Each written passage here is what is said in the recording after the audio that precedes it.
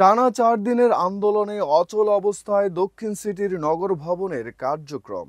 ৫ বছর আগের প্রশ্নবিদ্ধ নির্বাচনে ইশরাক হোসেনের মেয়রের দায়িত্ব নিতে চাওয়ার যৌক্তিকতা নিয়েও উঠেছে প্রশ্ন।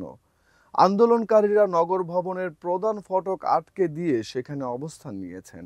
ফলে ভবনের ভেতরে প্রবেশ করতে পারছেন না সেবাগ্রহীতারা।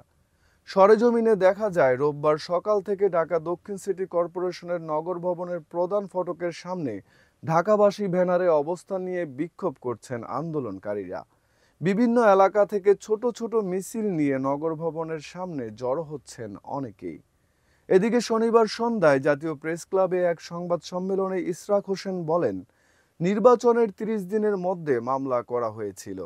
আওয়ামী লীগের প্রার্থী তাপস প্রভাব খাটিয়ে এই মামলা থামানোর চেষ্টা করেন। তখন আদালতও আওয়ামী লীগের নিয়ন্ত্রণে ছিল। তবে সব আইনি পদক্ষেপ মেনে আমরা রায় পেয়েছি। কাজেই আদালতের এই রায়ের বিরুদ্ধে যারা কথা বলছেন তারা আদালত অবমাননা করছেন।